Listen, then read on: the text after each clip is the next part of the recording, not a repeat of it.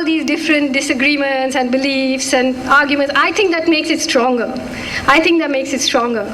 You know, when you try to fuse into one, you become weaker. I think, in a way, all this dissent and argument makes it stronger. But we need to understand that we can't betray the causes that we are fighting for, eventually. And the real fight here is that the most totalitarian of all systems is the capitalist system. The reason that these tribal areas are under attack and that they are able to resist in the way they are resisting is because they are outside the capitalist system. It's because they don't have cell phones and credit cards and commonplace dreams. It's because they don't have unique ID cards. It's because they cannot be controlled in the ways that we can be controlled. So if you look at it, all across South Asia, what are the places under attack? From Afghanistan to Waziristan to the Northeast frontier to this entire so-called Red Corridor. Another way of looking at it, all of them are under assault by a marauding capitalist financial system.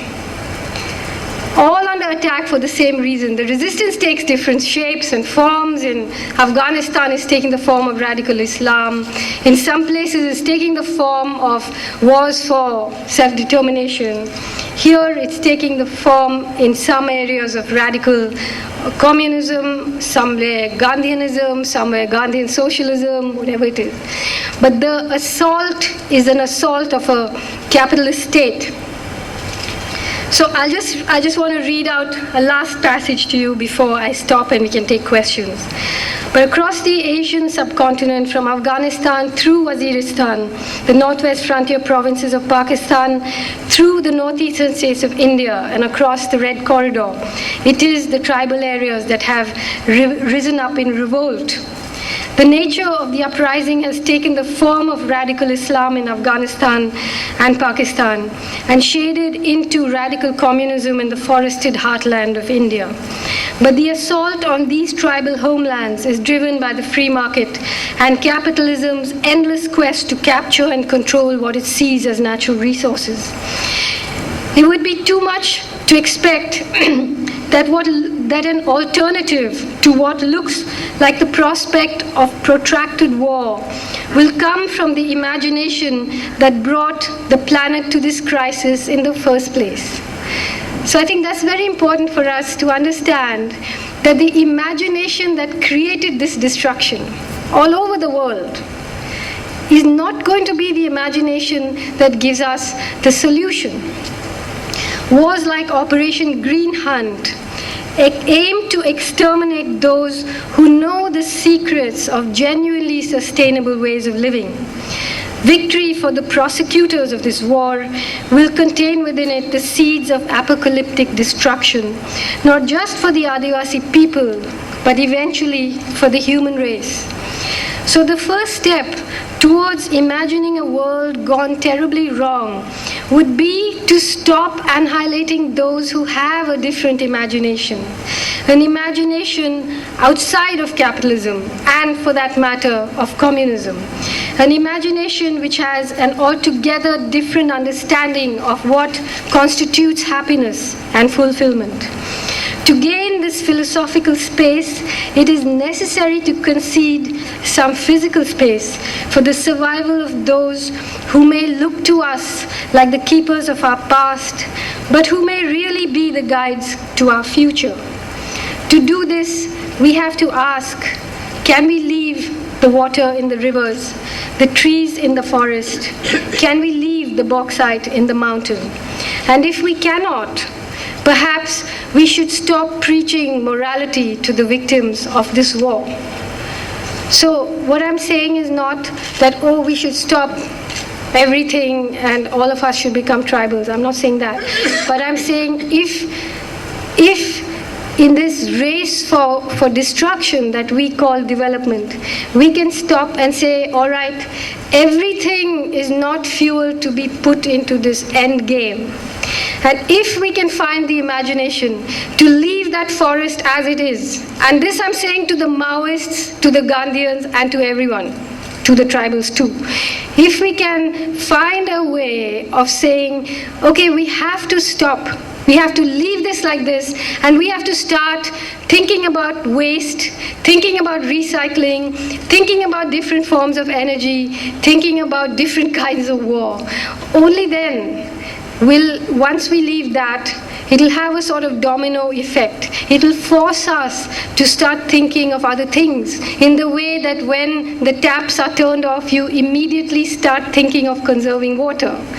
It'll force our imaginations to open. And that's why we need to think about this extremely seriously, all of us, because it's not true that your lives won't be affected. It's not true. Your lives will be affected by this war. It will be affected because you cannot hold down millions of people. You have 700,000 troops in Kashmir. Sure, the government keeps talking about bringing out this army, but where has it started a war that has actually stopped? Where? You have 700,000 troops in Kashmir, you have troops all over the northeast. Are we going to have troops all over here? It's not possible. It's not possible to control this. I mean, they can call out the army if they like. They can call out the Air Force. I don't know why they're talking to the Navy. It sounds a bit ridiculous. But anyway, whatever, they can do all that. But they're not going to win it. They're not going to win it. I can tell you that. They can do it, but they won't win. Because it's not possible to win a war like this. It's not possible. Thank you.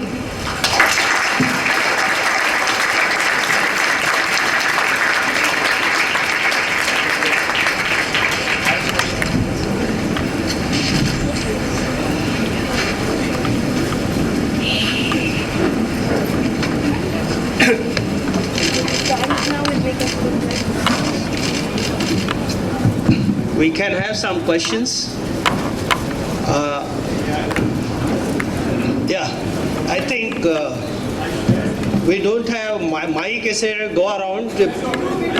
Yeah, you can speak loud, probably we can manage that. I share every emotion.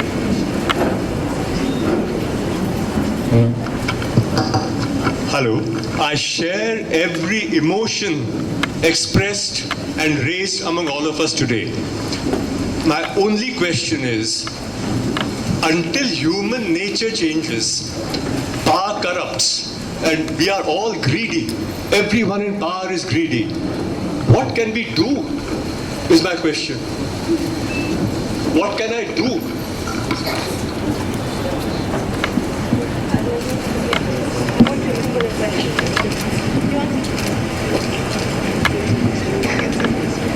Well, I don't think we should so easily concede that human nature only wants power and is only greedy, you know. I think that it is also sensible, and here the appeal is not for us to be moral or evangelical or missionary. The appeal is to look after your own self-interest and understand, look after it in a serious way, not in a stupid way, you know, because one of the really sad things about human beings is that, not human beings actually, about this modern society that we've built for ourselves, is that we're neither like animals who live in the present and think about the present, nor are we prophets who can see into the future. We're sort of strange, in-between creatures who have some very sort of, every 5 years we re-elect our imaginations, you know. So we've got to understand this. I don't think it's that difficult to understand what's going on here. You know, it's as simple to understand as you don't want someone to walk into your house. If someone walks into your house and starts stealing your stuff, you're not going to stand and say, we have to change human nature. You're going to say, what can you do? You can. I don't know what your skills are, but if you're a doctor, if you're a teacher, that's true. But you know, we are all doing what we can do. No, I'm a writer, so I write. he does what he does. There are people in the forest doing what they do. I'm sure you can find a way, even if it's just talking to young people, understanding it, even if it's worth